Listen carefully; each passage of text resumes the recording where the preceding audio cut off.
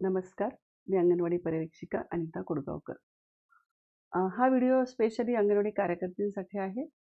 कारण ग्रहभेट या विषयावरती मी एक नवीन मालिका सुरू करत आहे. त्याच्यापैकी आपण सुरुवातीला ग्रहभेट कशी असावी आणि त्याचं स्वरूप कसं असावं आणि याचा उपयोग आपल्या पालकांच्या वर्तन बदलासाठी आपण कसा करून घेऊ शकतो. मग लाभार्थीनिहाय, उद्देशनिहाय आपण वेगवेगळ्या ग्रहभेटीबद्दल सविस्तर माहिती करून घेऊ.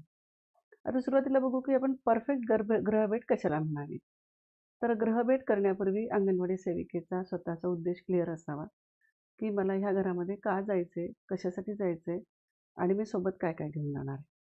त्यानंतर ज्या व्यक्तीला आपल्याला भेटायला जायचे तर त्या व्यक्तीची आधी तुम्ही पूर्वपरवानगी घेणं अत्यंत आवश्यक आहे. म्हणजे तुम्हाला जर असं वाटलं की मला सकाळी वेळ आहे आणि मी आधी ग्रहभेट करेन आणि मग अंगणवाडीत जाईल. पण आई जर त्यावेळेस बिझी असेल तर तुमच्या ग्रहभेटीला अर्थ राहणार नाही. कारण आई तिच्या कामात राहील आणि तुम्ही तुमचं बोलत राहताल. तर तसं करू नका. तर घरी जाण्याच्या आधी आईला विचारा की ताई मी उद्या तुमच्या घरी येणार आहे. बाळासंबंधी आपल्याला काही बोलायचं आहे. तर तुम्हाला कधी वेळ राहील? आणि आई ज्यावेळेस म्हणाल की ठीक आहे माझं 11:30-12ला काम संपतं, तर तुम्ही त्यावेळेला ग्रहभेटीला येऊ शकता. जर सेविकेच्या अंगणवाडीचे तोपर्यंत कामं संपलेले असतील, तर त्यावेळेस ती ग्रहभेटीची वेळ निवडू शकते. मग आता घरात प्रवेश केल्यानंतर लगेच आपण मुद्द्याला हात घालायचा नाही किंवा उभे-उभे लगेच सांगायचं नाही, की "ताई तुमच्या बाळाचं असं झालंय, तसं झालंय आणि तो असं करतो, तसं करतो." मग तुमचे जे काही विषय आहेत ते तुम्ही खाली आधी निवांत बसा. थोडा आईची विचारपूस करा, की "ताई कसे आहात? बरे आहेत का?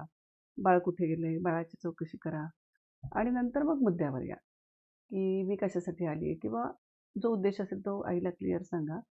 आणि ग्रहभेटीच्या दरम्यानमध्ये तुम्हाला ज्या उद्देशासाठी तुम्ही गेलेला आहात, तर तो उद्देश साध्य होण्यासाठी तुम्हाला आईला बोलतं ठेवायचं आहे. कारण कुठलीतरी समस्या आहे किंवा कुठल्यातरी विषयावर तुम्हाला माहिती द्यायची आहे. तो उद्देश तुम्ही डोळ्यासमोर ठेवून आईकडे गेलेला आहात. पण अशा वेळेस जर तुम्ही आईची गरज न ओळखता किंवा समस्या न ओळखता तुम्ही एकतर्फी संवाद करत गेलात, तर आईला ते महत्त्वपूर्ण वाटणार नाही. म्हणजेच काय तर बंद बंद झाकणाच्या बाटलीवर पाणी टाकल्यासारखं होईल. तर तुम्ही जी काही माहिती सांगायची तर तुम्हाला आईला त्याची गरज वाटणं फार गरजेची आहे. म्हणजे उदाहरणार्थ, समजा त्या बाळाचं वजन वाढत नाहीये. ते बाळ 6 महिन्याचं पूर्ण झालेलं आहे आणि त्या बाळाचं वजन वाढत नाहीये आणि आईला हे माहीत पण नाही, की ही गोष्ट चांगली नाहीये, की बाळाचं वजन न वाढणं किंवा बाळाची उंची वाढत नाहीये. तर मग आपण प्रश्न काय विचारणार आईला, की "ताई, तुम्हाला माहिती आहे का तुमच्या बाळाचं वजन किती आहे?" मग आईने जर सांगितलं वजन, उत्तम गोष्ट. हां, मग त्याच्यानंतर तुम्हाला माहिती आहे का तुमच्या बाळाची उंची किती आहे? आईने सांगितलं तर त्याच्यापेक्षा चांगली उत्तम गोष्ट आहे. मग विचारायचं की तुम्हाला माहिती आहे का तुमच्या ह्या-ह्या वयाच्या बाळाला किती वजन आणि किती उंची पाहिजे आहे? नाही माहीत. म्हणजेच इथून आपल्या गरजेची सुरुवात होते. म्हणजे आपण जे काही सांगणार आहोत ते महत्त्वपूर्ण आहे आणि आईला ते माहीत नाहीये. ही गोष्ट याच्यातून स्पष्ट होणार आहे.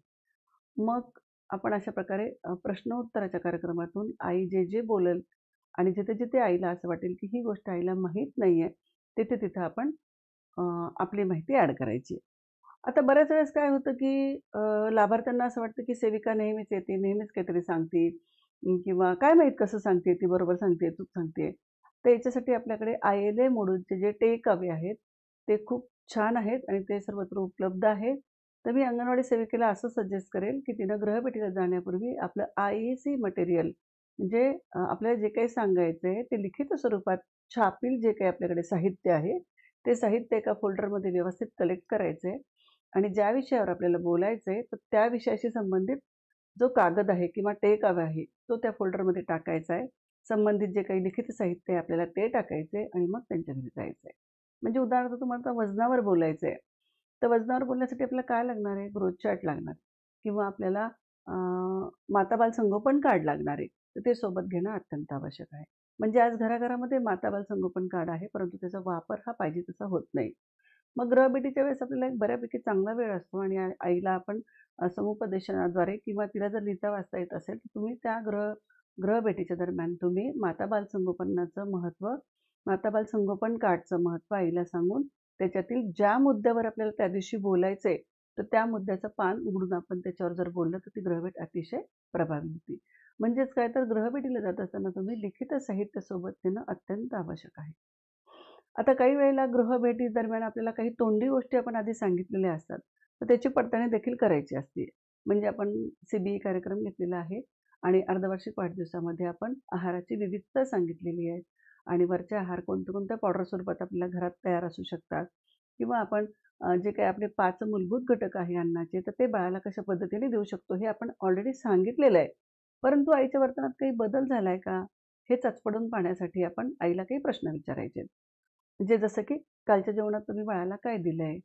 मग आपण दिवसभराच्या जे काही दिलेलं आहे त्या सर्व बाबींचा अभ्यास करायचा आहे आणि त्याच्यावरून ठरवायचं आहे की आपण दिलेला सल्ला हा आईने ऐकलाय किंवा नाही ऐकलाय. पण हे करत असताना आपला संयम अतिशय महत्त्वाचा आहे.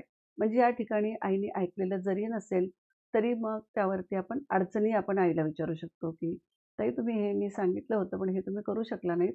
तर तुम्हाला काय अडचण होती?" हे झालं समुपदेशन. आणि आपण ज्यावेळेस असं म्हणतो, की "मी इतक्या वेळा सांगितलं ना, तुम्ही ऐकतच नाही." तर मग हे झालं डॉमिनेशन. तर हे आईला आवडत नाही, म्हणजे कुणालाच आवडत नाही हे.